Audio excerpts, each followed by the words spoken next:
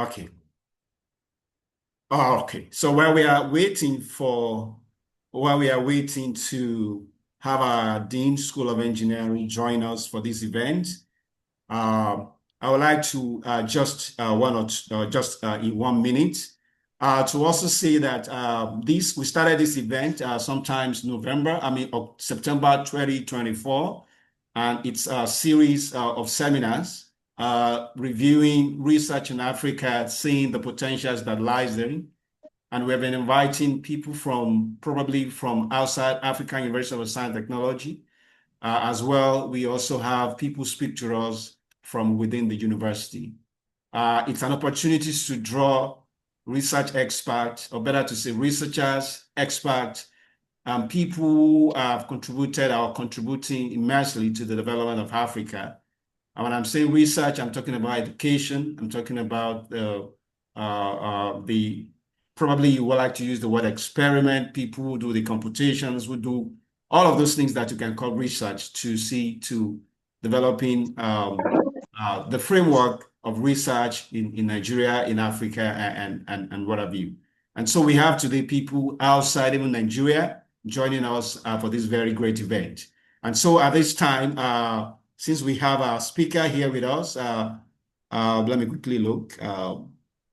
Yeah, if the Dean School of Engineering is here with us, please, you can have the floor, sir, so that you can introduce our speaker today, and then we can get started. Dr. Vitalis, are you on the call, please? All right. Okay. Okay, in the interest of our time, we're still hoping that our dean will join us as soon as we get started. If he's unable to introduce our speaker or probably to give us his own words at the beginning of the event, I'm very sure he will be joining us hopefully before we get done with the event for today. But just as I've mentioned, in the interest of our time, I really respect our time so much, because we want you to continue to join us for this event. And I believe that when we are people who keep to time, this is something that you would like to appreciate. And so at this moment, we are passionate. Have been anticipating to hear our speaker today speak to us or share with us from his well of experience. As much as I know, and I used to say, our guest speaker today is who I call professor of clusters.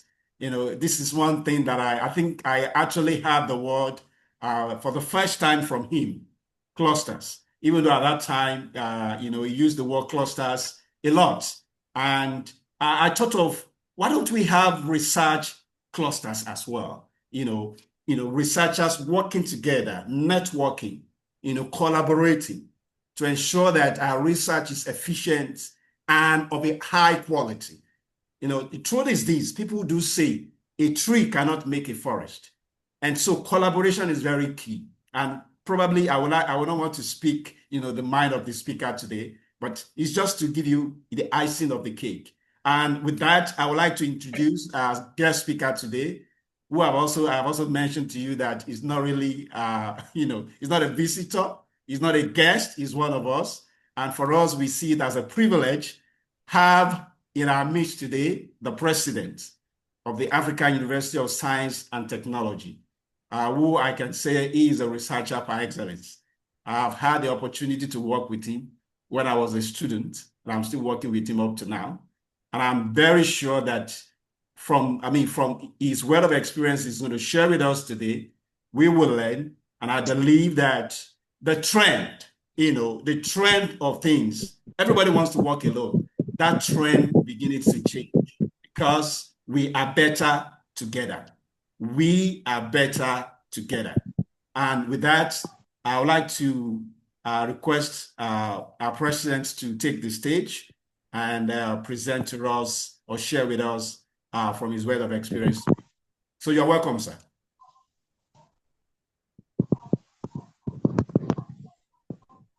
All right, sir. I'm going to allow you right away I'm going to make you a host immediately. All right, sir. Yes, sir. So, Prof, you have the stage, sir.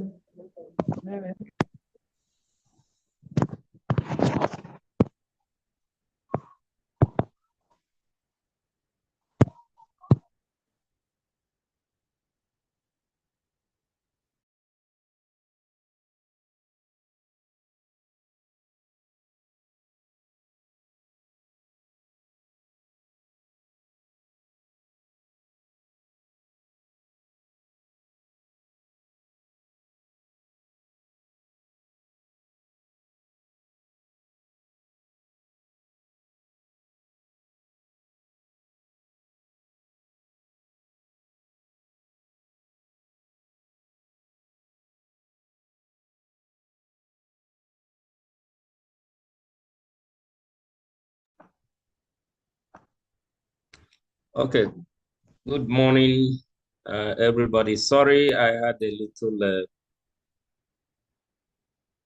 little hitch. All right, sir.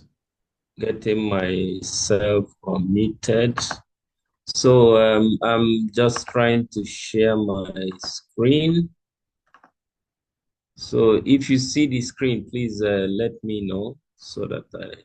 Yes, sir. All right. Presentation mode. Okay, so I assume can you confirm that the screen is moving? Yes, sir. Okay. So thank you very much. I would like to start the presentation by thanking everybody in this call. It's going to be a brief presentation just to sensitize us and agitate our minds. The topic is fostering research group clusters in Nigeria and Africa for efficient and quality research output. As the head of mechanical said at the beginning, I used to talk a lot about clusters. I used to work a lot about clusters. That was during Nigeria's Vision 2020, when I led the team on science, using science, technology, and innovation to drive development. As part of the submission of the Raw Material Research and Development Council, at that time, we had developed a blueprint for promoting SME industrial clusters based on the resource endowments of every local government in Nigeria. At that time, the effort was to promote a situation where we have one industrial cluster in each of the 774 local governments in Nigeria, in such a way that each cluster is based on the raw materials available in that local government. That project actually started, but of course, as it is, I had to leave the Raw Material Research and Development Council.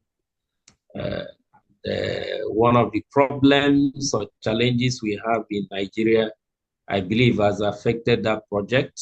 That is the problem of continuity.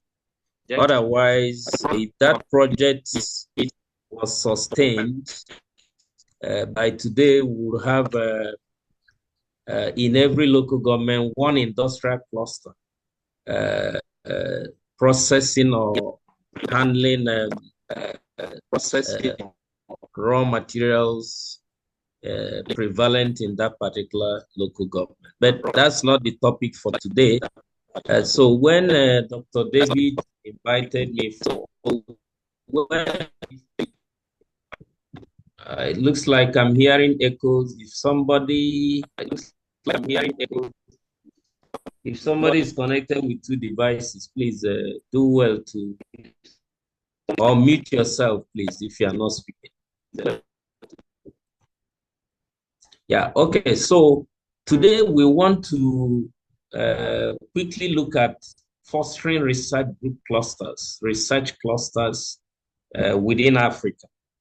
And I've already been introduced, but the introductory remark I made is actually one of the efforts I tried to make as an individual, and then working within an environment to deal with or contribute towards the resolution of what I call the paradox of the African economy, which has led to the economic conundrum that we find ourselves today. This slide actually is the opening slide I used for the National Council on Science and Technology, Science, Technology and Innovation, where I was guest speaker a few weeks ago. If you look at it, you see that every country in Africa, when you look at the economy, it's a very good example of a paradox, where we have very good positive indices, economic indices, existing side by side with negative economic indices. In other words, if you look at Nigeria, for example, we have all the natural resources that you can think of, but at the same time, the country is can be described as a poor nation. So you see all the positive indices, at the same time you see all the negative indices, both existing side by side. And this has led to what I refer to as the economic conundrum, which has defied all development plans and programs since 1960. And when you look through the economic and development landscape, you see that we are not short of policies and programs and plans. From 1960, numerous programs have been implemented. Currently, at the national level, we're implementing the Renewed Hope agenda of the present administration. And even at the sub-national levels in states, you see every state government trying to implement one program or the other. But you see that even in all these, billions of naira has been spent, including the ones done by development partners, and yet we don't seem to be making progress. That's the paradox I'm talking about. How can we as a nation be in an ocean and yet we are thirsty, looking for water to drink? Our youths are either on their way leaving the continent, or they are planning to leave the continent for greener pastures because of the economic conundrum I just referred to. But we should not despair. In that presentation I made to the National Council on Science and Technology, I ended with this last sentence on this slide, that this problem can be resolved if we understand, if we prioritize, and if we embed research, develop, innovate, commercialize cycle in our development efforts. In other words, in every development program or plan that we have, we should be able to embed and factor in research, development, innovation, and commercialization, so that we can begin to develop technologies through our research efforts in what I call the RDIC cycle, which is research, develop, innovate, and commercialize cycle. If we take it briefly, we can just, in this presentation, instead of talking about RDIC cycle, we just talk about research, but let us understand that we mean everything along the value chain, from research to development, to innovation, and then to commercialization. So when I talk about research, please understand that I'm talking about this entire cycle. What do I mean by this RDIC cycle? It's a very simple framework for us to be able to understand what we are talking about. We have to do research. We have to develop. That is, move research to development. Then we have to innovate.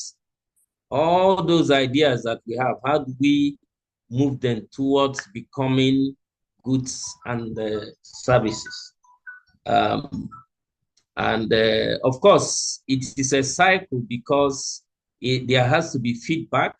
In other words, you don't just say you have commercialized, but how do you make sure that this is a cycle which continues in such a way that constantly we have innovations, products, goods, and services injected into the economy as a result of research activities within the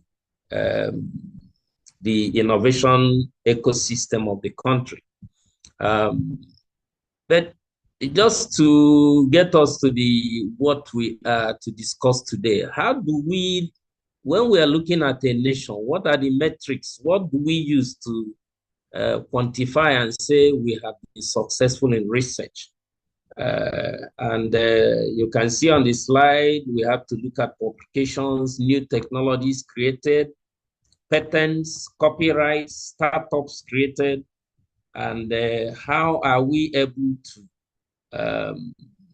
collaborate or foster collaboration between academia and industry.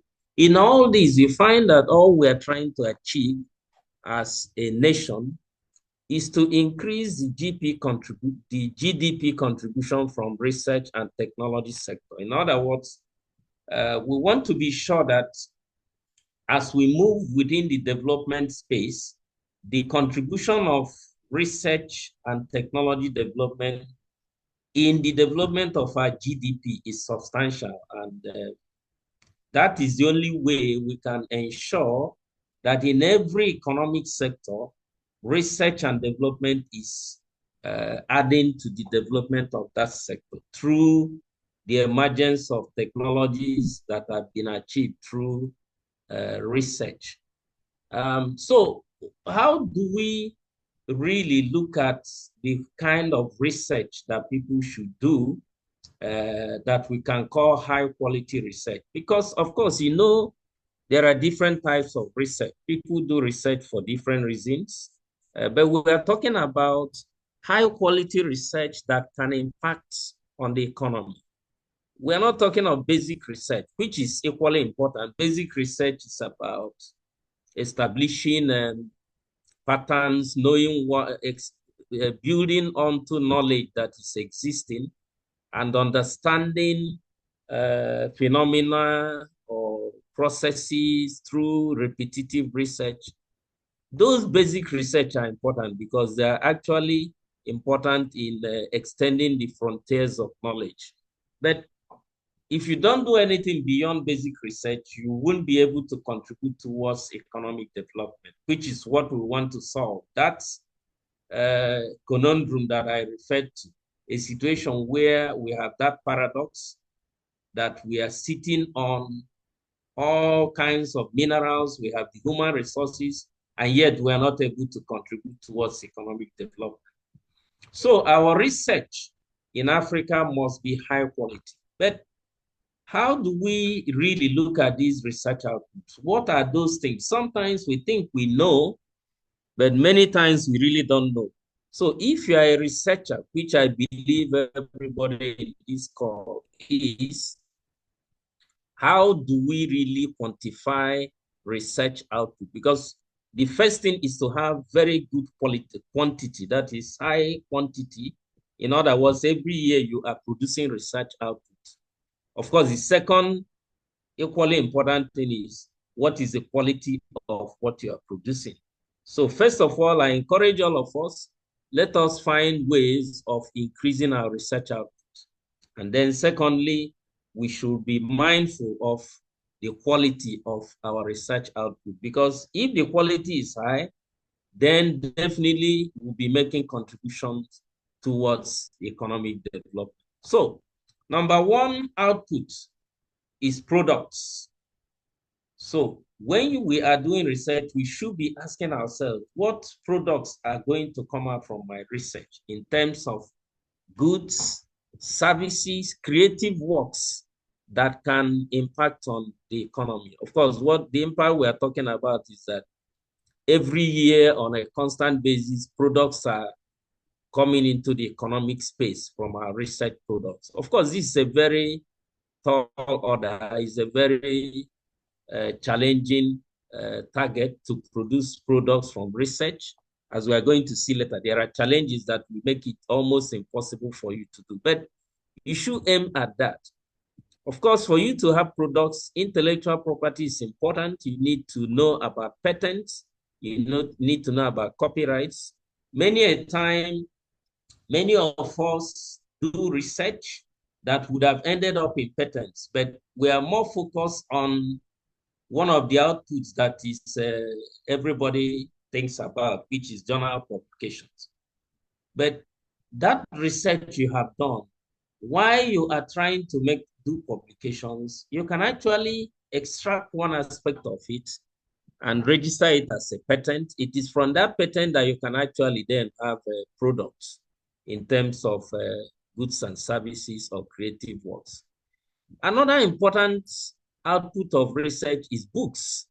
When you look at the criteria or documents for promotion of researchers, and I can tell you almost on a regular basis, I assess people who apply to become professors in universities, and these universities send them to me. What I notice is that people focus in most cases only on journal publications.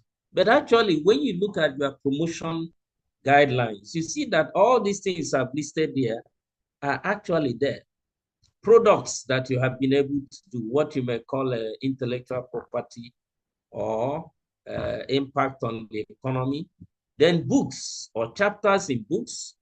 And books can be research books, they can be textbooks that are used in our higher educational institutions. They can be monographs, they can be research books, or they can be books of general interest. But of course, in most cases, if you are looking at criteria for promotion, books of general interest may not really count for you. But these are all important research outputs. Then you have journal publications, and of course, every researcher is encouraged to aim at the highest level.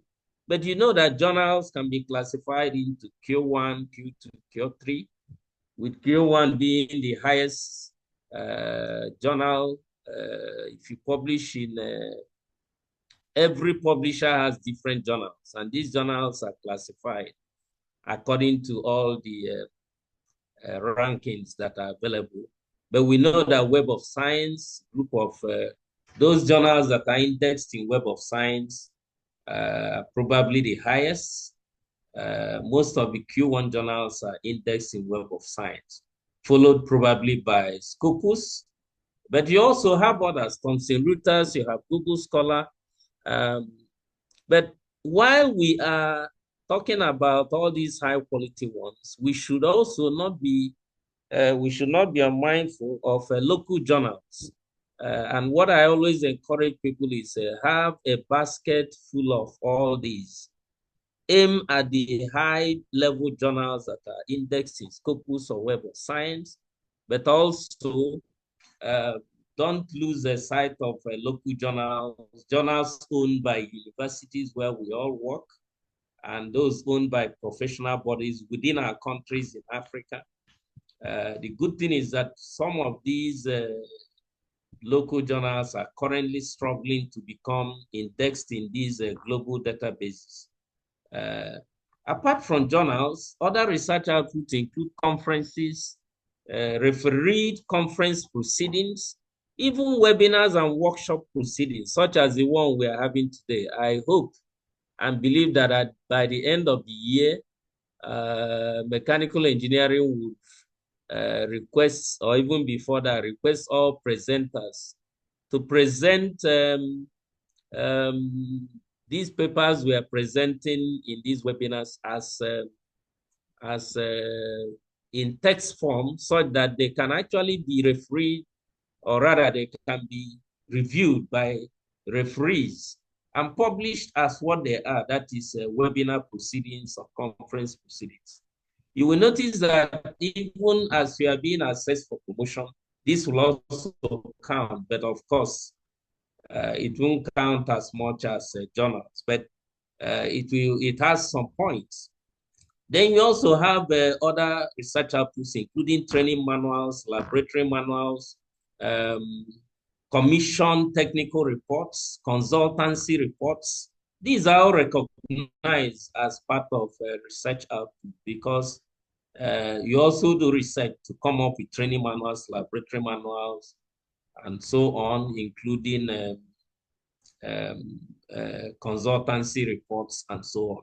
So as researchers, especially the young ones amongst other ones, to encourage us to, when you are building up your research output, look at these 1, 2, 3, 4, 5, 6. If you concentrate on one, which many of us do, that is journals, you will find that by the time they are aggregated, the total score you have may be low. So while you are working on journals, you should be working on books, you should be working on intellectual property, that is registering patents. Mind you, one patent you register will give you the same points, like 5 points, like journal article. And the book will give you even as high as 15 points. But of course, we know that these things are not easy to do. The conference proceedings will give you less points, but I'm just talking about if you are looking at promotion. But if you are looking at economic development, your impact on the economy, then of course you have to, in addition to the journal articles, pay attention to conferences because you have to disseminate what you have done, pay attention to having consultancy reports, pay attention to having products, and so on and so forth. So these are the research outputs. Remember that what we are discussing today is how do we improve on our research outputs? How do we increase on our research outputs and improve on their quality through research clustering? And having talked about this, let me spend a few minutes on how research output is assessed. How can we say that a particular research output is of high quality? Or if you are evaluating yourself as a researcher, how do you say that you can claim that you are a researcher of high quality? There are a number of criteria I've identified. I believe there are more, but we need to look at number of research clusters this particular researcher leads or is a member of. And we are going to get into research clusters in a minute. But one of the things you can be assessed with if you are a researcher, if you want to be a global researcher, is how many research clusters do you belong and how many do you lead? Because you have to start from belonging to research clusters. Then as you grow in academics, you can then even initiate research clusters that you are the leader, and then other people are also working with you. Academics is about mentorship. As a young researcher doing your PhD, you are mentored by your senior colleagues, and then gradually you enter the field and gradually you establish yourself as a leader, and then you begin to mentor others. This is the only way it works. The second thing is number and size of grants and funded projects that you have. Of course, as a young researcher, you can start with doing research that are not funded. But for you to really make impact, you have to look for grants. Whether the grant is coming from university research grant, where such grants are available, or they are funded by national funding agencies, international funding agencies. You have to gradually learn how to do this. First of all, belonging to groups led by very senior colleagues, so that you can latch onto that to learn the ropes. And then gradually you can qualify to become a principal investigator in your own right. I know that TED Fund insists that principal investigators for their research must be senior lecturers and above. So you have to, first of all, start by belonging to the other groups and working with people until you begin to grow, and then establish yourself. Another thing that can be used to assess ourselves is revenue from products and services.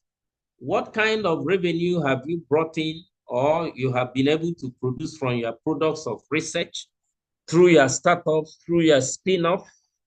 We are all encouraged to do this. I know if we are to evaluate ourselves, you will see that most of us will score 0 in this.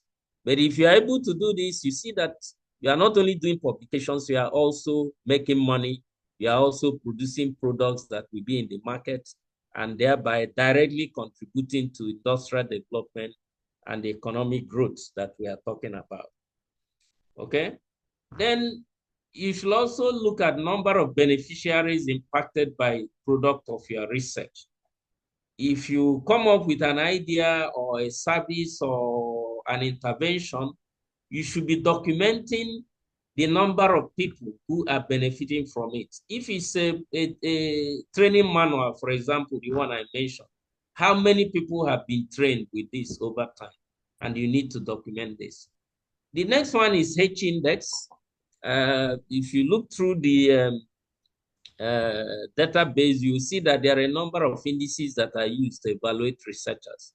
One of them is H-index, and I will encourage you to find time to study and understand what H-index means. Because if you write your CV, I can tell you this because for the past 10 years, I've been privileged to be at a position where I employ people on behalf of organizations that I work for. You can submit a CV of 100 pages or 200 pages to me. The first thing I will do if you're applying to become a researcher or a lecturer is to check your H-index, whether it is Google Scholar H-index or Scopus H-index. I may not have time to start looking at all the list of publications, but once I check your H-index, I will know where you are in terms of publications. Of course, this is not a perfect way to evaluate people because you may also have publications that are in local journals that are not captured on the global databases. And that is why I said in the previous slide, we must have a mixture.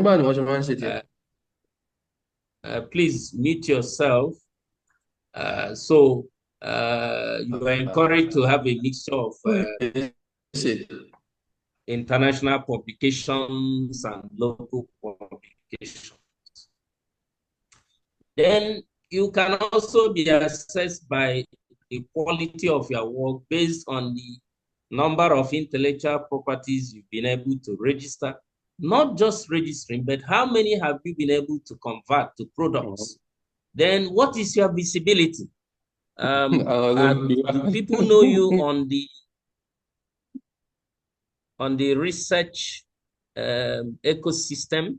And I'm sure some of us or almost all of us know how to do this, but we can always improve using some of the social media and some of the databases such as LinkedIn, ResearchGate, academia.edu. Of course, I've already mentioned all these other ones, Scopus, Google Scholar. So you should ensure as a researcher that you are very visible in such a way that you will even be able to promote the results of your research. You can publish a paper and nobody knows about the paper. But if you learn how to make yourself visible, when you publish a paper, you actually advertise your paper and let people know through some of the channels that are available on the internet. It's only when people know that they can begin to cite your publications. And when they cite your publication, these global databases will begin to pick it, and that now increases your H-index because people are now making reference to your work. But you need to consciously, Ibrahim, please mute yourself. Yeah, sorry about that. So you need to make yourself very visible in the research space. Then as you grow in the profession of research, you need to be mindful of your ability to supervise projects. If you are working in a university, you have to consciously look for how to be able to supervise bachelor's degrees, MScs, PhDs, because these ones, the number of PhDs you supervise, number of MScs, number of BScs count to the quality of your research output. Of course, the implication is that when you supervise one of these, it's going to lead to the ones we talked about above. They will lead to publications, they may lead to products, and so on. Then you should also be mindful and look at new ideas that you have been able to come up with. New curriculum. For many of us, we are employed to teach, and we start teaching, and many people just adopt whatever is available in CC mass without any effort towards improving on the curriculum. We should be thinking about coming up with new curriculum. Many a time, we that are in universities, we are accused of just teaching curriculum that is outdated. And those in industry are accusing us that we are not teaching students what is currently available in industry. But how can you do this? Except if you interact with industry and know what is current. For example, you are a computer scientist and you are teaching students softwares and things that are no more in use, or you are a professor or a lecturer in mechanical engineering, petroleum engineering, materials, or accounting, and you are teaching students what you were taught 20 years ago. But we know that in some of these areas, things are changing. And it's only when you know how things are changing that you will continuously update your curriculum and even propose new ones. This is very important as we move on in this space. For professional development courses that will enable you to interact with industry and so on and so forth. Then your activities in professional societies. Every profession has a professional society. So you start with basic membership. You are a member of those in civil engineering, for example, they call their own NICE, Nigerian Institution of Civil Engineers. But every other profession has a professional body. So you should start with being a member. From member, you migrate and upwards and become a fellow. From fellow, you can do other things within the professional body. What this does for you is that you will be in touch with those who are industry practitioners, and you'll be able to, that will also be able to impact on your quality as a researcher. So these are also very, very important. But before we get into research clusters, why do we need to cluster ourselves? Because the research ecosystem in Africa has a lot of challenges. And I won't waste time on these challenges because I believe that every one of us here is battling through this challenge if you are operating within Africa. One of them is fragmentation and isolation. Researchers often work in isolation due to competitive academic environments, poor internet infrastructure, and weak incentives for collaboration. So you sit in that your small corner in your university. You are not in contact with anybody in your field in other parts of the world because maybe you have challenges with infrastructure, challenges with poor internet connection, and so on and so forth. In fact, even what I can call self-induced isolation. Some of us are very, very selfish with research. And what I mean by that is they want to go it alone. They isolate themselves and think they know it better than every other person. It does not happen in research. You will not go far. Yes. You have to work with other people. You have to expand your horizon. Then funding is also an issue. We are operating in an environment where little attention is paid to research.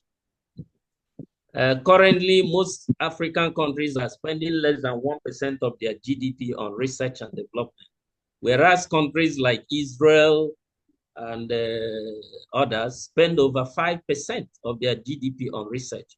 When the funding ecosystem is right, it will be easier for us as researchers to have access to grants, whether internally or externally, to be able to do research. Inadequate infrastructure, I've already mentioned.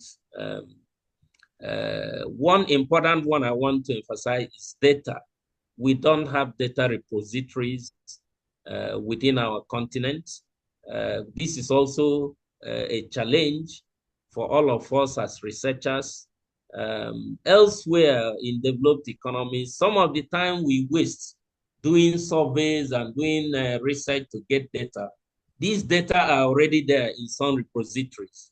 And all you need to do is to access the data that you can have as far back as 100 years data, which will now help you to be able to, using data analytics, to look at trends and so on. But we know that in our continent, in most cases, especially in the sciences and engineering, you have to generate your data.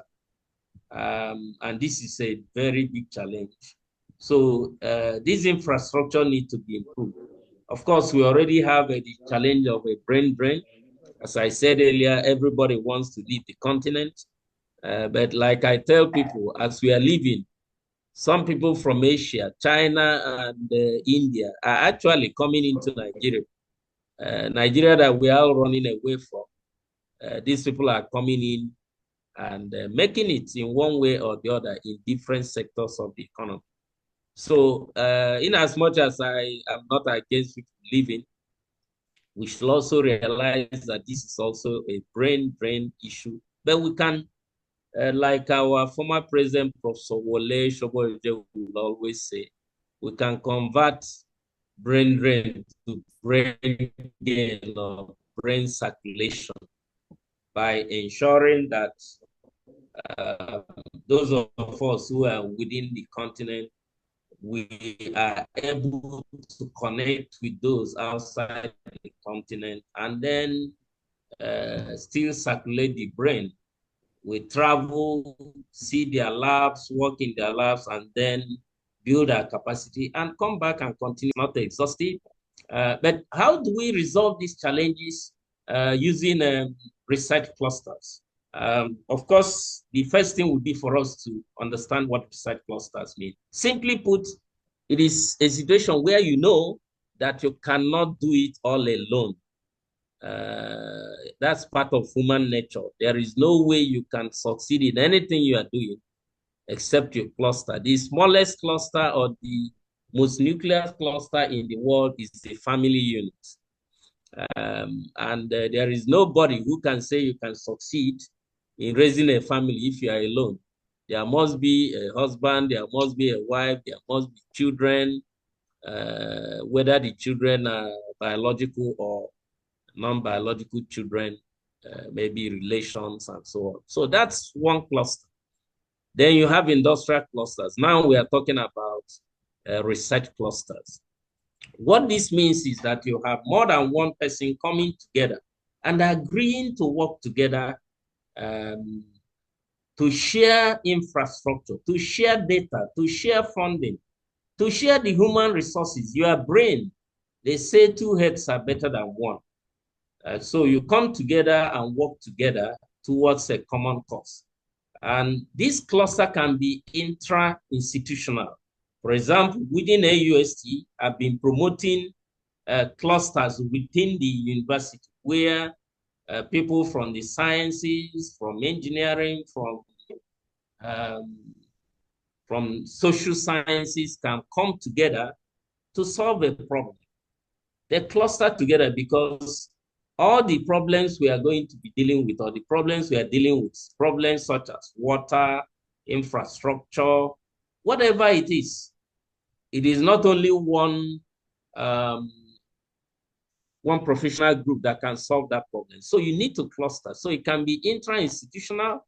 Then from intra-institutional, you can then bring in or connect with those in other institutions within your country. For example, if we have a cluster in AUST, you can then bring in people from other universities, such as NIL, such as University of Abuja, into your cluster. Then you even move beyond Abuja, connect with people in the east, people in the north, and you have a cluster that you can say is inter-institutional. Then you can now move further to have transnational clusters, where you have people belonging to a research cluster from different, you can classify them north-south, south-south. North-south means people in Africa connecting with the West, Europe, and so on. But we should also have Africans, like people in Nigeria connecting with people in East Africa, in South Africa, in other West African countries to form a cluster. But the important thing is it includes interdisciplinary research, facilitating mentorship, capacity building, leveraging shared infrastructure. You may have things that you have in your university, but another university has other things. But you can now work together. All these enhancing visibility and leveraging on funding. There are funding you may not be able to get if you are going alone, but when you now cluster with people, you stand a better chance. But what makes clusters very successful? You must ensure thematic coherence. So first of all, the cluster must be seen to be addressing a particular human problem. And we have many problems and challenges in Africa: infrastructure, health, housing, water, sanitation, food and agriculture, environment, governance, peace and conflict resolution, entertainment, creative works, minerals processing. You can go on and on and on and on. Manufacturing. These are thematic areas you can focus on. ICT, artificial intelligence, and so on. So every cluster should focus on one or two areas of human endeavor. Then the other thing that makes clusters successful is that they must leverage on emerging technologies in addressing these problems. Use of artificial intelligence, coding, modeling, and so on. Then the cluster must have collaborative culture. This is one of the things that is lacking in us. I don't know if it's a Nigerian problem or a Black African problem, or I don't know what this culture is. But one of the things we find it difficult to do is having shared vision. That is where 2, 3, 4 people have a vision that they all share and partake in. Being open and transparent in communication. Respect and tolerance for one another. Resource sharing, conflict resolution skills. These are usually lacking. And I must tell you that even me, I burned my fingers trying to promote a research cluster. For example, you may come up with an idea, you get 2 or 3 younger people to work with you on the idea. Eventually, the thing crystallizes, and maybe one of them becomes the principal investigator. And once money comes, the person becomes a tiger. He doesn't want to call meetings. He doesn't want to tell everybody what he's doing. He wants to run it all alone. This is one of the things that make clusters not to thrive in Africa and in Nigeria. People are usually very selfish. And even in working as a group, people don't respect one another. People forget that everybody in the cluster has his own mind and his own way of thinking. And the only way you can work together is like partnership in industry and commerce. If you don't respect one another, if you don't respect the other person's opinion, when you have divergence of opinions, you should be able to resolve it amicably and move on. But what I notice in Nigeria and most African countries is once there is a difference in opinion, we just end up in shouting bouts and quarrels. And then, of course, what it means is that the research cluster will scatter. It will not be sustainable. So we need to be mindful of this when we are working on in research clusters. Institutional support is important. For most of the funders that will give you money if you have a cluster, they want you to adhere to your institutional arrangements. And every institution that is what is solved, we have good administrative structures, financial and fiduciary platforms, and can also give you logistics support. Unfortunately, many researchers would want to run things by themselves in such a way that they, for example, get a grant. They don't want to now subject themselves to the administrative procedures or financial procedures of the institution that is hosting them. This is one of the things that lead to collapse of clusters where people want to be independent. Of course, you can, but if you want to now go it alone, you will notice that these funding agencies will not get big grants because they want you to be in an institutional framework or environment. So you must build your capacity and skill to be able to manage grants when you eventually get grants. It's not a situation where you are in a cluster and money comes and you want to be the alpha and omega. You are the one that says everything. You are the one that you will be the researcher, be the accounts person, be the marketer, be the everything. It will not work because that is not a cluster that we are trying to describe. You have to learn how to work in an ecosystem made up of a number of people. Okay, good leadership and mentorship skills. If you are a young researcher, you have to learn to be mentored. If you are an older researcher, you have to learn to be a good mentor. There are many things that we do that will not promote clustering. When an early career academic does not recognize that he's just started, and then the older people in the cluster do not recognize that they are elders. So these are skills that need to be built. If you are a young person in a cluster, remember that you are a young person and act as such. And as you now grow, one day you'll also become a leader in that cluster. But if you are a young person and you want to start today to be a leader in the cluster, it will not work because the older ones will not want to work with you. At the same time, if you are an older person in a cluster, you have to provide leadership. And there are certain things you allow those under you to be able to do, because it is when they do those things that they also learn and they also establish themselves as good researchers. So we need to understand all this when we are trying to join or promote clusters. Good mechanism of academia industry collaboration.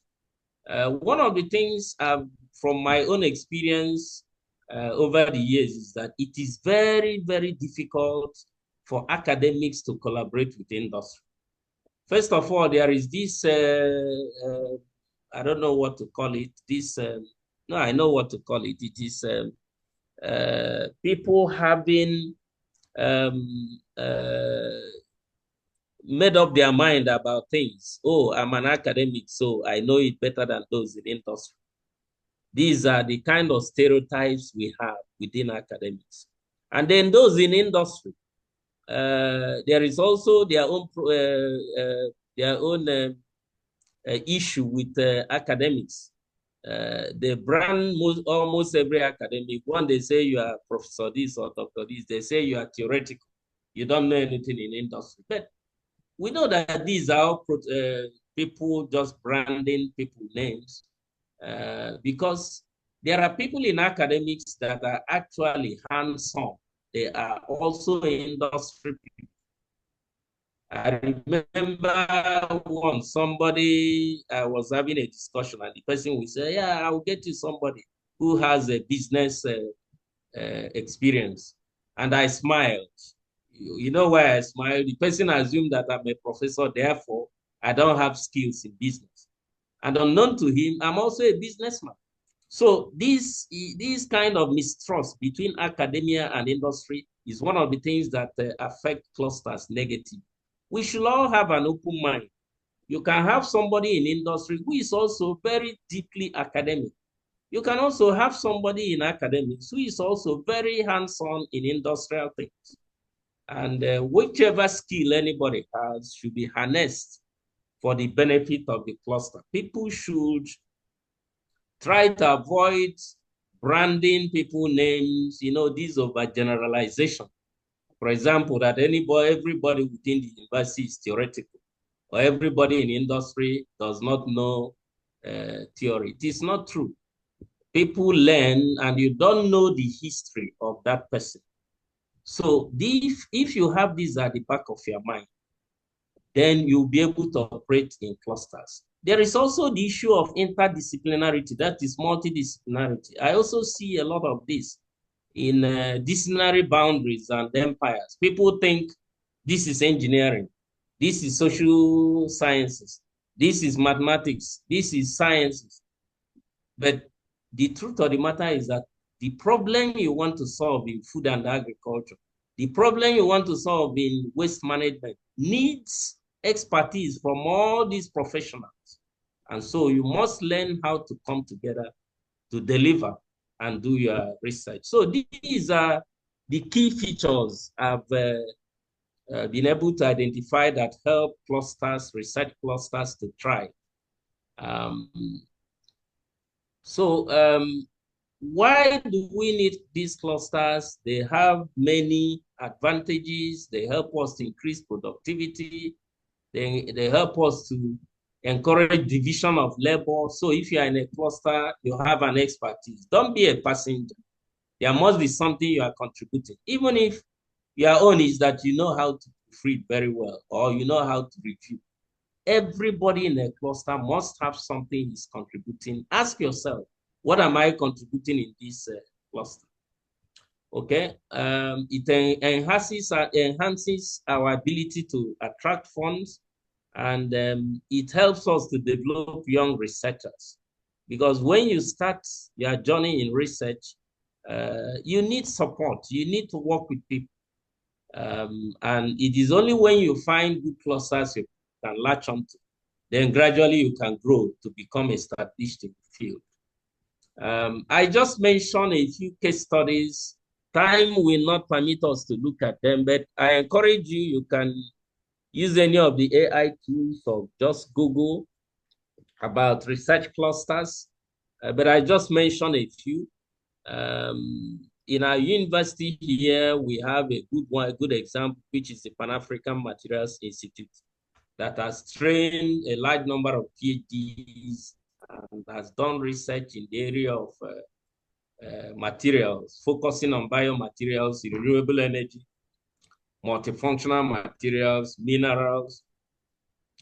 In this particular project or cluster, we've had over 10 international universities and industry partners. And this has enabled us to achieve what we have been able to achieve in this particular cluster.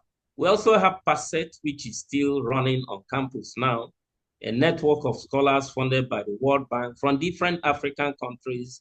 There are over 10 research clusters that all of us working together to see how we can move Africa. You can also look at what TED Fund is doing. TED Fund is now promoting centers of excellence. And these centers of excellence actually started from the Africa Centers of Excellence I mentioned before. PAMI is only one of a number of centers of excellence. But TED Fund is currently promoting different centers of excellence in different thematic areas and funding them to grow their cluster. And I've been involved in evaluating this. Again, some of the problems I raised earlier, I noticed it in some of the clusters that are currently run by TED Fund. But there are other transnational clusters, such as the African Research Universities Alliance, South African Research Chairs Initiative, European Research Area, African-Europe Clusters of Excellence, MIGRAWARE, which is concentrated on doing research in West Africa in the area of governance. You have a CON, which is Council of Research and Development Organizations of Nigeria. You have Africa Development Issues. There are many of these clusters in our universities and elsewhere. There are others I have mentioned. For example, the EU group, They are promoting Erasmus and so on. Africa Development Bank is also promoting research clusters, and so on. Quite a number of funders. The IDRC Group, International Development Research Center of Canada, the UK group, they are promoting different clusters, linking Africa with Europe or Africa with America in these areas of clustering. As a university, we are also promoting research clusters. This is somebody that just listening. You get to know that, just like Oga said. Please mute yourself if you are in this. Your discussion is interrupting our presentations. So within the university, that is Africa University of Science and Technology, we've over the years, we've actually known that research clusters can help us to do a lot. And so within the university, we have a number of clusters, starting with the Charles Chidume Institute of Mathematics, which has been designated as an emerging center by the European group, Emerging Center in Mathematics. Another one I've mentioned already is PAMI, Pan-African Materials Institute. In recent times, we've established a number of centers, which actually, by definition, are actually research clusters. ACMED is Africa Center for Minerals Exploration and Development.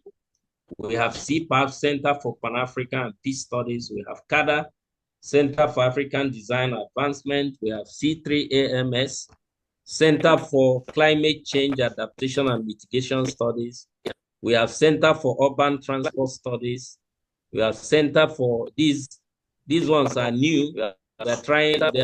We are currently trying to establish the Center for Gender Studies, Center for Emerging Technologies, and Center for Trade Policy. These will continue, and even the ones I've not mentioned.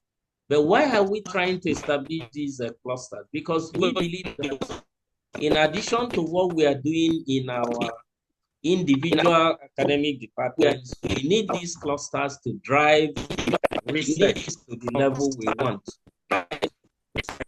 Okay, there are challenges which I've just listed: resistance to change from being individualistic by researchers.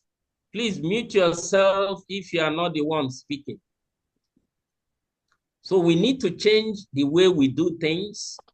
Coordination difficulties within these clusters. One thing is to so the class is empty. Which class is that? The first one? Please mute yourself. You are disturbing the call. Mute yourself if you are not the one speaking. Thank you very much for that. So we have coordination difficulties, being able to manage ourselves, being able to interface with the funding agencies, and even our host institutions where these clusters are in existence. It's a skill. It's not something that comes overnight. Personally, I'm involved in at least 10 clusters, 10 research clusters. And I know that dealing with each institution is a problem, but you have to learn how to do it.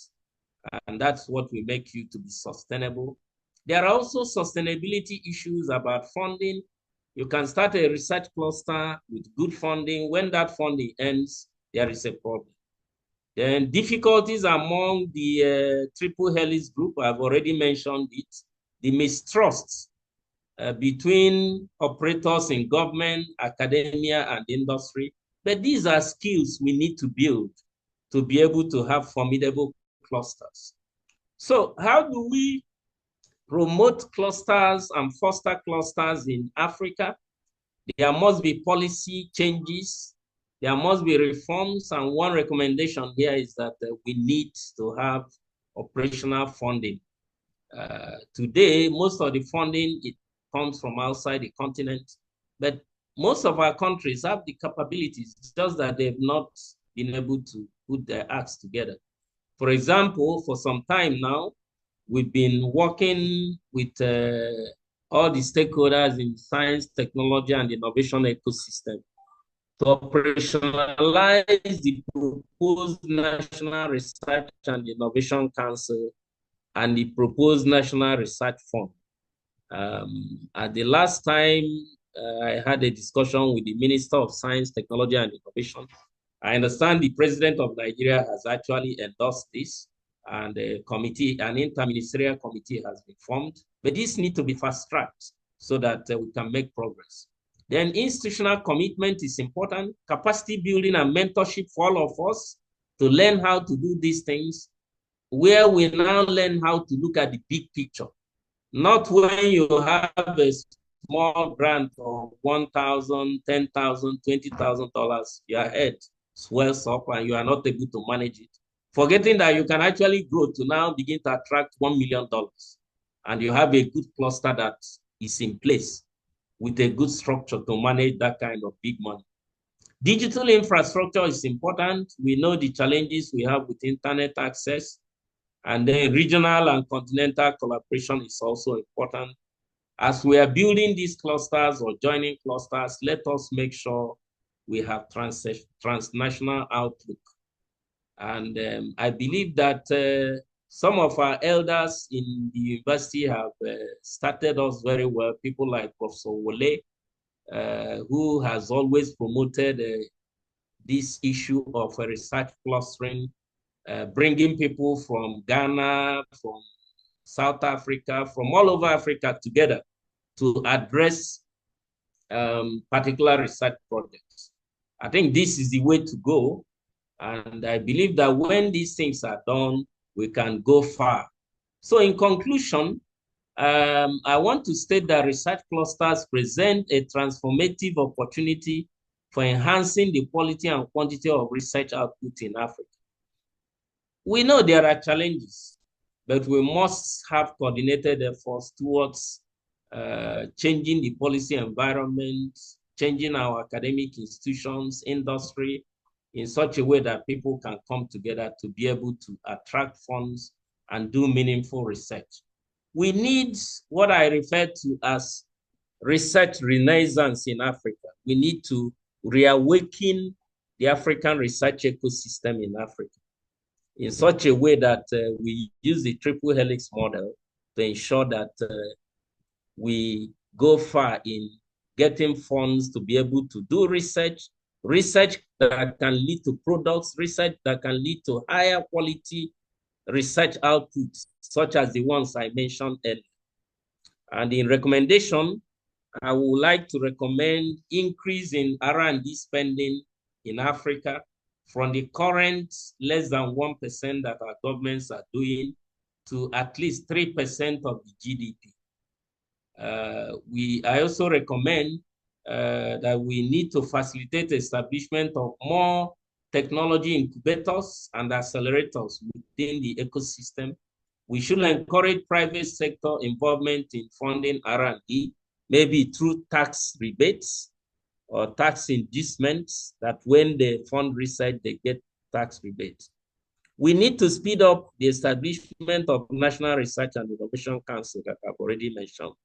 And then we must build our capacity as researchers to be able to do transnational research clusters. And this is the way we can do big things. Of course, doing small things are also important, but for you to be able to do big things in research, you must imbibe the culture of transnational research clusters. And I believe I have spent the last 1 hour or so to sensitize us as researchers, whether we are old researchers or young researchers, to imbibe this wave of activities, looking at research clusters. First of all, which research cluster should I belong to?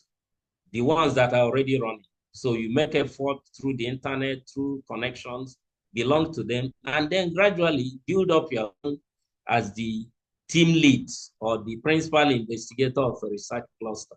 But working together with people from different disciplines in your profession, within your university, and then extending it, bringing people from other universities, other research institutes, private sector, and so on within your country, and then joining the ones that are transcontinental, and then, of course, transnational, connecting to those outside the country. If you've ever been involved in Erasmus Mundi or any of these EU grants, you will see that one of the challenges is to get partners. But if you already belong to a research cluster, getting partner will not be a problem. The challenge we have today is that we only remember to look for partners when there is a call. So we must make conscious effort to belong to research clusters, establish research clusters that are transnational in such a way that we already have collaboration with all these people, whether they're in Canada, US, Brazil, Europe, China, Japan. The more you have them, the more you have the ability to respond to grants and then be able to win grants. Thank you for listening, and I'll be glad to take questions. Back to you, Dr. David. Thank you so much, our dear President. I believe every one of us have learned a lot. I myself have learned a lot, and I believe that applying those things will bring about very positive change that we'll desire to have, for us to have quality and efficient research output in Nigeria, in Africa, and of course, to also allow the global research space feel the impact of African researchers as well. I would like to request, I've already requested for questions and comments. If you still have, yes, I drop it on the chat. But at the moment, there's no question yet dropped by the audience. Probably if you have a question, yeah, I see a hand up. Let me just call as the hand. So we have one hand. We can give room to two more hands if you have a question. Chiamaka's iPhone. You can unmute yourself and ask your question or probably a comment. Thank you, David. Thank you, Professor, for that presentation, which is very, very important to the foundations of research and development. So I have a little question, and it's around the challenges of forming research clusters, like you already mentioned. So from my own observation, I feel like we have a lot of more like the younger Africans who have, very keen interest in research and development. However, I feel like the main challenge is that, like you said, we don't have these clusters because we feel like we don't need them at the moment. We kind of have this thing where everyone is eager to do something, and we don't have the vision or resources to come together in clusters to foster a specific goal. So my question is there anything, and I'm not referring to like PAMI or like PASET, I'm talking of like on a smaller scale now, is there anything that the researchers that are on more like the older side, like you were saying, we have younger researchers and older researchers, is there anything they can do intentionally to help foster the, not formation, but sustaining research clusters for the younger researchers in such a way that even when there is no funding, we are able to maintain these clusters because we will need them in the future. We have to be ready for what is ahead and not waiting until there's like funding to form those research clusters. Like, I hope my question is kind of clear. So that's... Yeah, we got you. Thank you so much. Yeah, we'll like, Prof, do we take the question as they come? We have one more person who is hoping to ask this question. Yes, let's harvest all the questions, then I will now respond to it. Okay. Dr. David Clement, your hand is up. Please, the floor is yours. Kindly unmute yourself and let's have your question. Yeah. Thanks, Prof, for that.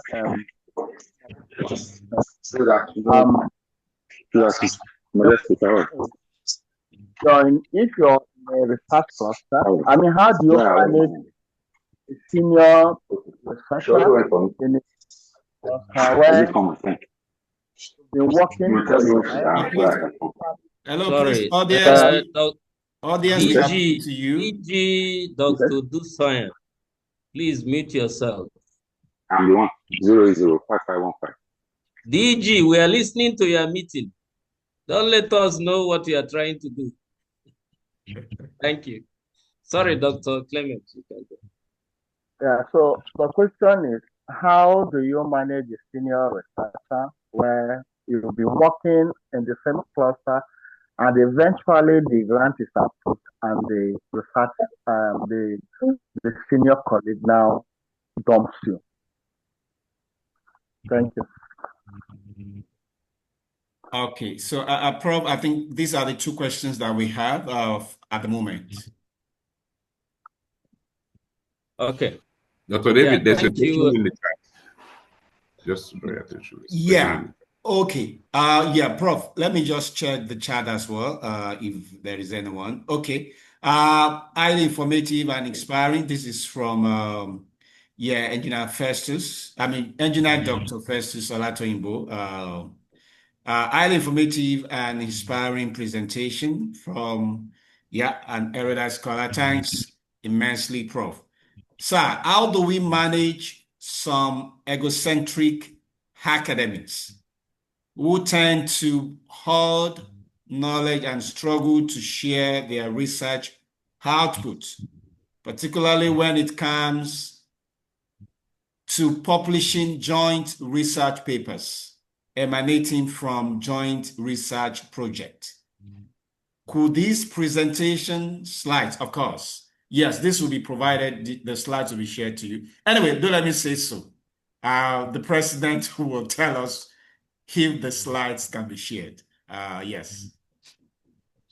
Yeah, I think that's what we have from the chat, bro. Okay, thank you, everybody. Let me start with the last one, whether the slides will be shared. The answer is yes. I will, at the end of this, I will share the slides with Dr. Afolayan, and I'm sure he has contact of everybody on the call. Maybe I don't know what we have currently in the area of disseminating the results of this, but maybe this can also be available on the university website. But like I mentioned at the beginning of the presentation, I will also challenge mechanical engineering. All these presentations, of course, the slides are immediately available, but you can also disturb us or those who we present in future so that we write them up in such a way that at the end of the year, you can actually have a proceedings, which can be reviewed and published as proceedings of the mechanical engineering webinar and so on. All right, Prof. So that this... And just to mention, so Prof, also, yeah, we have a YouTube. So one of our partners have a YouTube. Okay. So we upload all the videos on the YouTube. Okay. So I'll be sharing the video. Yes. Excellent. Thank you. Okay, so that's taken in no particular order. One question is if there is anything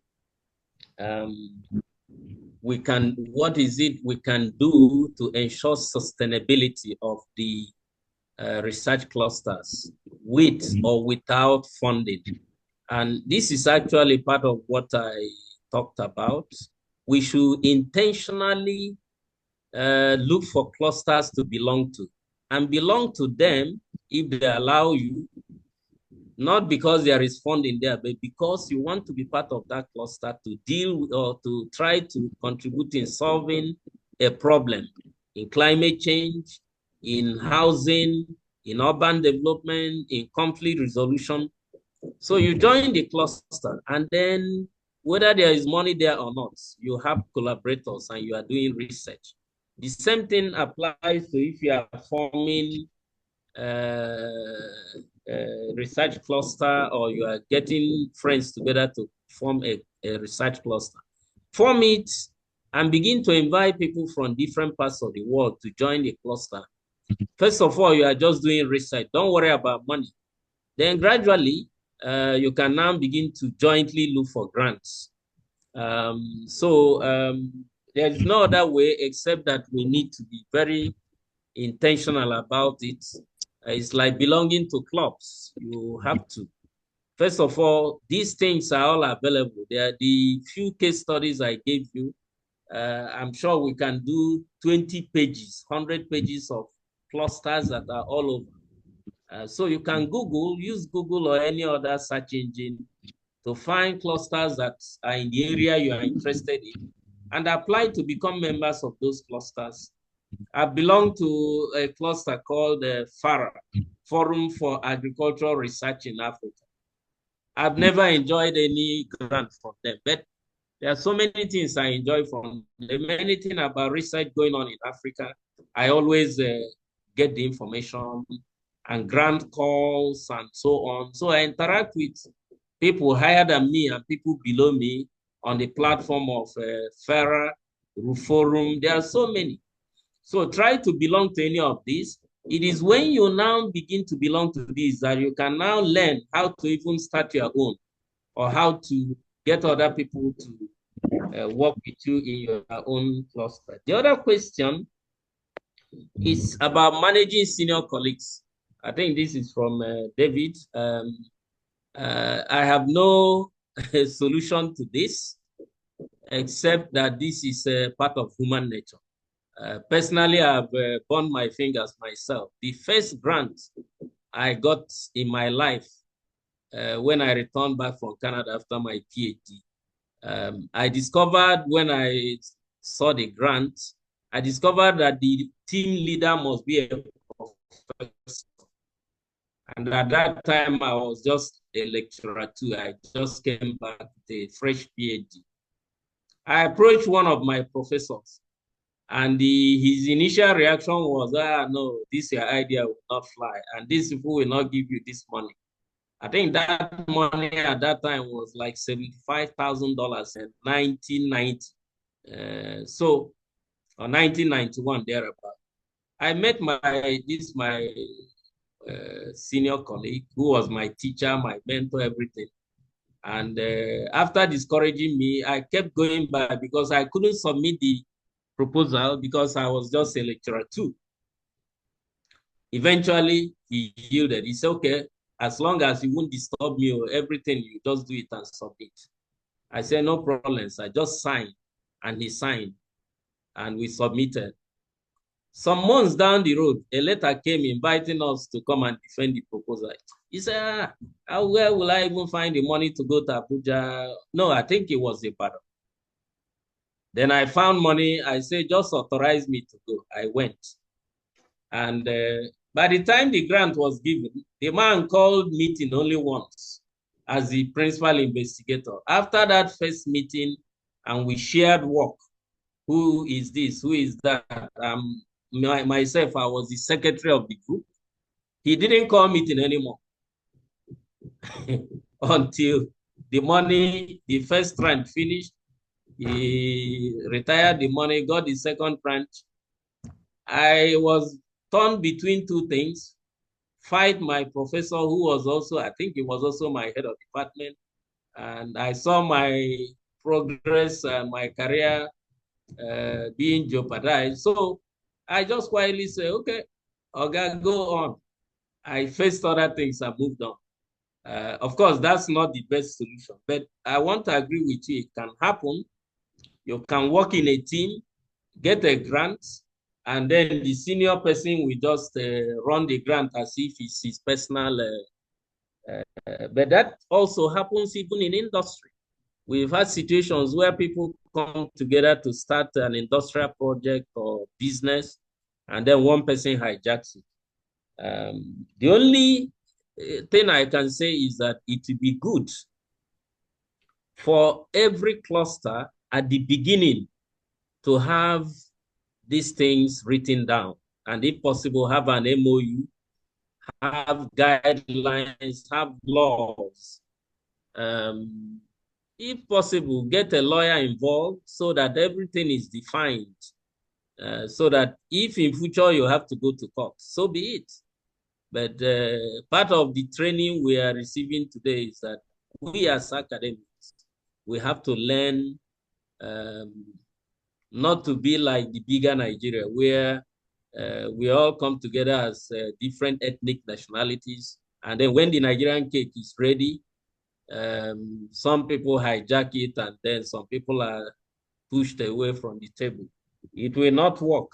In fact, if it's a good funded project, the funding agency will even frown at it if they notice that the cluster is in disarray. So it's the responsibility of the principal investigator in the cluster to make sure that everybody in the cluster is carried along and we all work in a team.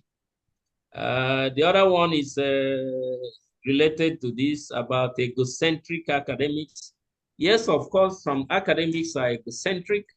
They want to be the beginning and the end. And even sometimes they even hurt things. But these are things that we need to learn. If you look at me, for example, look at all my publications in the last 10 years, except for invited speeches like this, or invited presentations that I'm invited personally.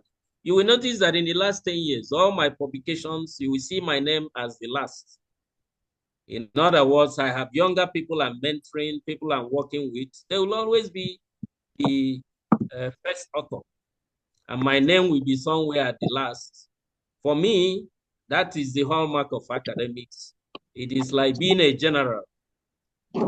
Most generals lead their troops from behind, and the young ones will be in front fighting, and hopefully you succeed. But senior academics are encouraged to adopt this to avoid the issue of being egocentric. In academics, you need to be able to share knowledge. You need to. I used to tell people I spend most of my life at University of Nigeria, Soka. And when I come to my office, I open the office. I don't lock that office again until I'm ready to leave. Even if I go to class, my office is open. The reason is that you will see postgraduate students, younger academics, everybody is there using my personal library, using the facilities I have. Of course, it comes with a number of challenges. People can steal your things. People can even steal your intellectual property. But in academics, I think one of the hallmarks of a good academic is that you should be ready to share knowledge, mentor people, people that where your students can become professors and even become more powerful than you. I have some now. Some of my younger colleagues that I train are now professors achieving more than I've even achieved, and I'm very proud of that. So that's what we need to do as academics. Whether you are operating within among your colleagues, we need to be open. We need to be able to have some integrity. If you have integrity, you cannot be egocentric. You have to carry everybody along. You don't work together with people. Then when the cake is ready, you want to take it all alone. It will not work. You will not go far in life, in your career, because you now get to a point where people, you can only do it once, and people know who you are. And then in future, they will not want to work with you. They will not even, and I always use myself as an example. Most of the positions I've held in professional circles, I wasn't even there. People nominate me and they say, yes, Professor Walo can do it. And a good example is when I became president of Academy of Engineering. I never lobbied, it was just people that said, we think he can do it. And I'm sure these were people who worked with me in the past and saw that. So we need to imbibe all this, and this will ensure our research quality and quality research output in everything we do. Back to you, moderator. Thank you so much. Thank you so much, sir. This is really, getting interesting. It's becoming more interesting, actually. As I earlier mentioned, this ought to be an hour event, but today we have very interesting discussion, and I think it's worth it. I will have hand over to my dean at the moment, but we have a DG's hands up, and so who am I not to allow the DG to talk? Who is also, of course, not a guest, but one of us as well. Dr. Shola Odusanya, your hand is up, sir. Please kindly mute yourself and probably let's have your your comment or question, sir. Dr. Shola Odusanya, sir, please, we can have your question or comment now. Thank you very much. And my apologies for disturbing a couple of times when I didn't know that I was unmuted. Thank you, Prof, for your presentation. It's enlightening, and it talks about the issues that concern most of the researchers, irrespective of the career level that they are in. I want to chip in a couple of things, but first of all, many of the things that were highlighted that you responded to in the last question, which you responded to, there have been attempts to solve them. And this is why you see that even in government today, we are in a regime of results-based financing. We are hearing that that may change, but all these are attempts to ensure that with results and allocation of functions to people who are members of a consortium, then you can actually measure their own performance also. So you can also allocate funds on the basis of performance within the system. But even that is still under experimental level. And the most important thing that I think universities should do is to set up a grants management system. And in the research institutes like ours, we are also gravitating towards that, to have a grants management system that already spells out how grants are going to be managed, the first instance.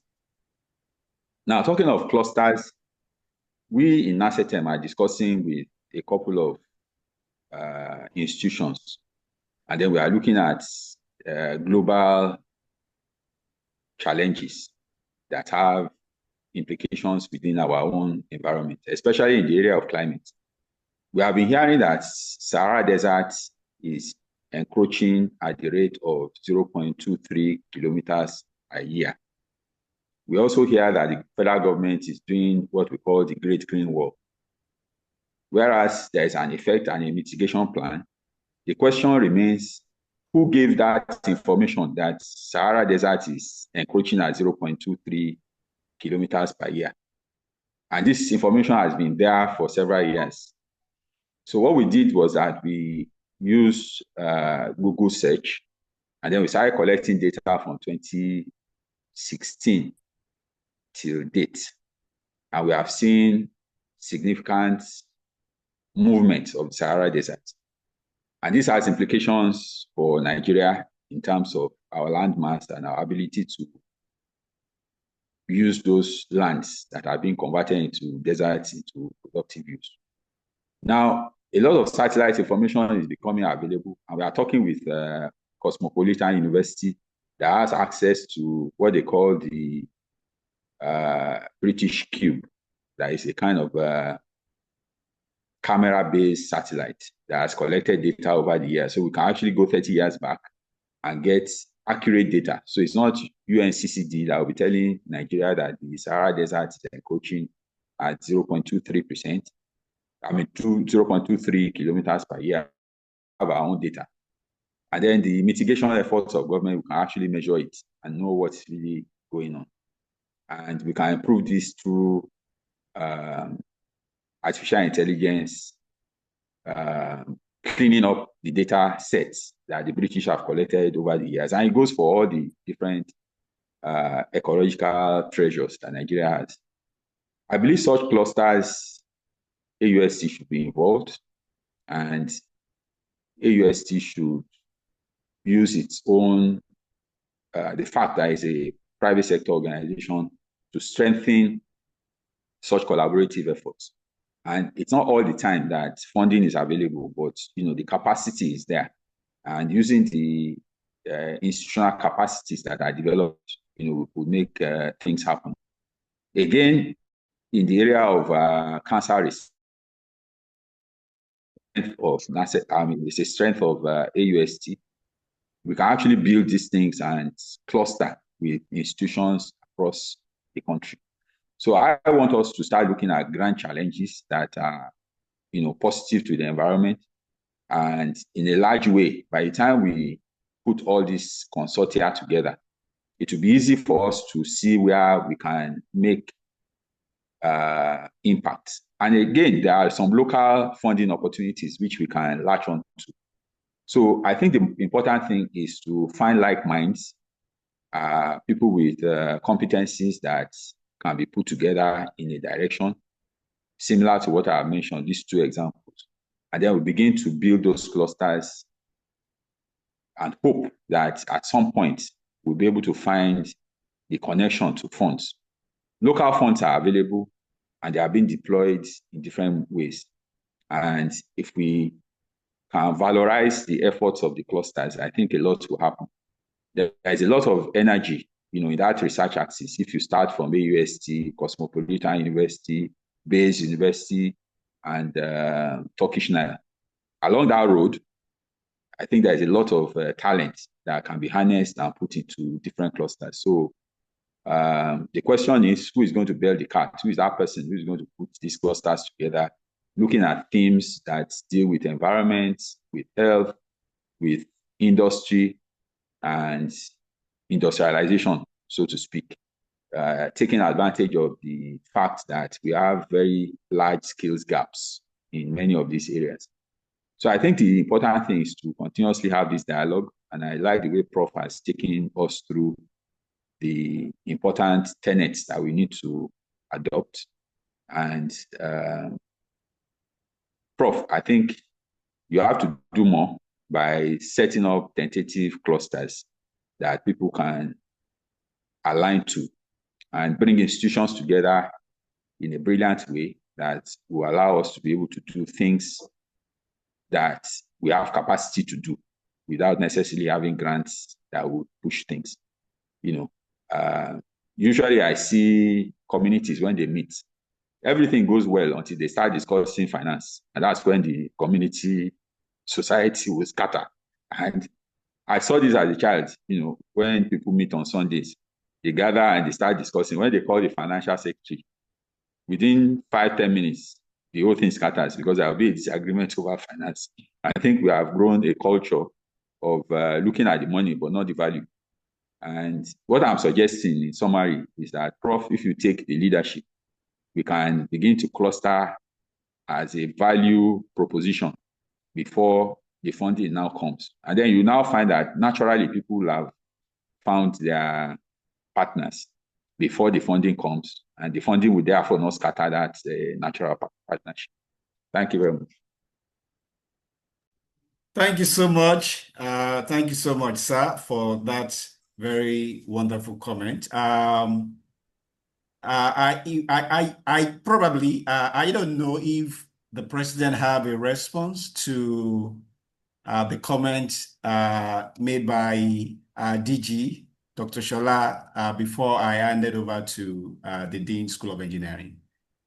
Prof, would you like to make, do you have a comment or a response to the comment? Yeah, just a quick one. I think his comments are well taken.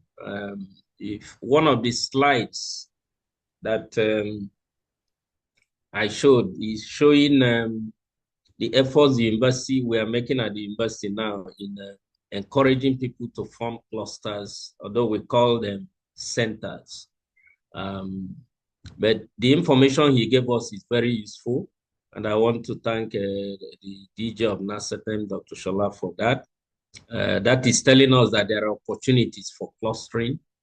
He mentioned 2-3 universities, but you will notice that in Abuja now, there are probably over 10 universities. So it will be good to for us to be able to bring in people in each of the thematic areas that any of us is involved in.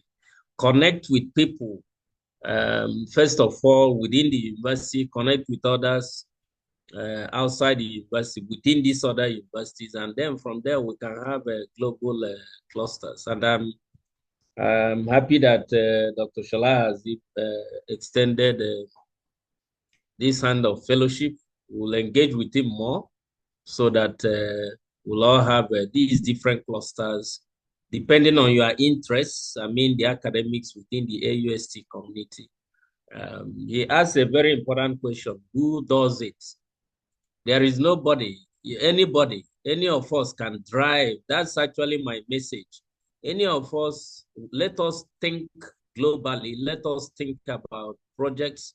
Let's think of thematic areas, and you can drive it.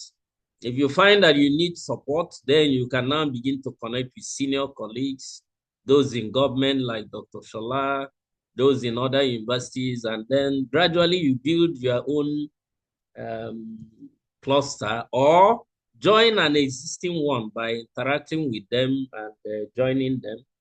And I think I can tell you in the last 2, 3, 4 years, we've been able to do this in a number of cases. I'm sure those of us within AUST, you know about Africa Technology Policy Studies Network that is based in Nairobi. The executive director of that network is actually a Nigerian and is one of our visiting professors. He teaches in our public policy department. But we have a major project with them and other partners. It's about strengthening the research funding ecosystem in West Africa. We are covering 6 countries. If we didn't form ourselves into a cluster, we wouldn't have been able to get that grant. There's another interesting one that is upcoming now. It's about an organization called Future Earth. Future Earth. It's about looking at the environment and also part of what Dr. Shola talked about, the environment, climate change. It's a global cluster run by the Future Earth organization. The node for Africa is in South Africa. And I discovered them. And in fact, at the time I connected with them, they replied and said they're actually trying to form a node in West Africa. They already have in South Africa, they have in East Africa. They wanted to form a node in West Africa. And one of those things I always share in the faculty platform, I hope people read. It was one of those, and one of our lecturers actually reached out to me and said she was interested. And we started working with this group, 2 of us. We were joining them in meetings, online meetings.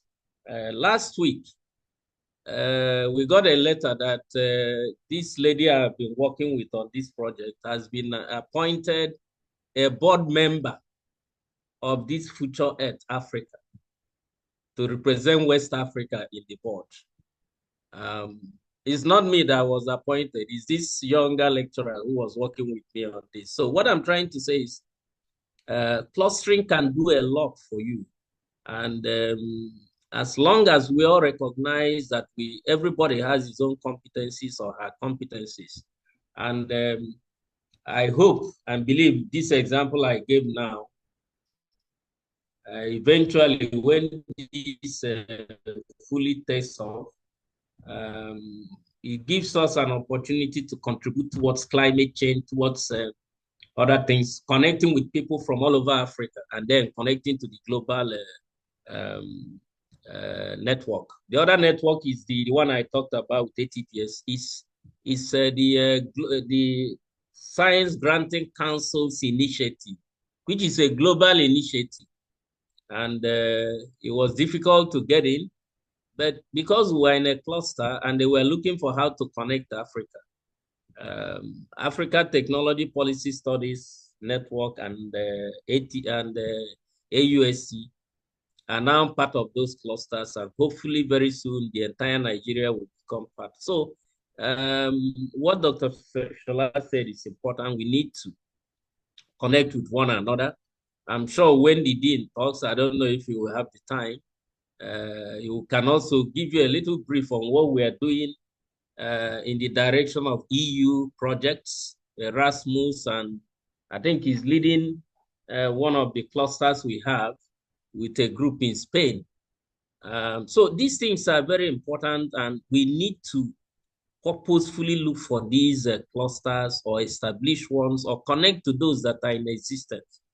And so I want to thank Dr. Dusanyo for his input, and we'll definitely work with him. And when I say we are all here on this call, we've listened to him. So reach out to him to see how we can do this. But of course, I will always do my own bits where I can. Thank you very much. All right, thank you so much, sir. So our Dean, Dr. Vitalis, probably 1-2 minutes, please. Okay, thank you very much, Dr. David Afulaya. And this has really been very insightful because of the very short time. I mean, I have time to talk about some of the clusters that Prof has mentioned. Just a vote of thanks that I will give. So as we draw close to the end of this very insightful and engaging webinar, it's my honor and privilege to thank everyone on behalf of the organizers of this webinar. That's the AfriMaterials Ores Ltd and the School of Engineering and Department of Mechanical Engineering here at AUST. So really want to thank you first and foremost. We are deeply grateful to our distinguished speaker, who is also our president, Professor A.P. Umwalu, FAS. Thank you so much, Prof, for sharing. I believe we have all learned a lot, from these invaluable insights that you have shared from your wealth of experience working in government, in academia, in industry. Your perspectives on the importance of building and strengthening research group clusters, I believe, has provided us with practical strategies, fresh insights, and renewed motivation to collaborate. Because collaboration is really key, and you emphasize that. And I believe that we will do this more intentionally across institutions, disciplines, and borders. And your words have really challenged us to think and act decisively. To our participants, I can see from the participant list, participants from within Nigeria, outside Nigeria, in Africa, and also out there in the West. I can see a number of our alumni, our visiting faculty, our postgraduate students. I don't think I've seen any undergraduate student. But this is really encouraging. Thank you so much for your active engagement, even though not everybody has spoken, but I believe you have followed through the presentation and the interaction. So thank you so much for the comments, the thought-provoking questions that some of you asked. And this shows your commitment to advancing quality research in Nigeria and in Africa. And this is important. This is something that we all strive, wherever you are as an African in the diaspora. Prof highlighted that brain gain and brain circulation. So whatever you need to do on your part to foster that, we are ready at AUST to create that platform where it will continue to thrive. So your presence here today is a testament of the growing community of scholars and practitioners dedicated to transformative research and sustainable impact. Then also, I want to extend sincere appreciation to the organizing team and the technical support staff who have been working behind the scenes to ensure that we have this webinar series run smoothly and successfully. So your professionalism made today's session possible. Thank you so much, Dr. Fulaya, for leading the pack in this. Also, let us not just allow today's discussion to end here. Like our DG, Dr. Odusanya has said, we have to move this forward, and especially special thanks also to the DG for finding time out of his busy schedule to join us. So let us take this a notch higher. So let this be like the beginning of deeper collaborations. Like I saw, I think Chiamaka spoke. I'm sure it's the Chiamaka from AUST Materials, one of our alumnus. I'm not sure. You know, when they go to US, their accent can change. So, but I didn't see her picture. But if it's Chiamaka, thank you.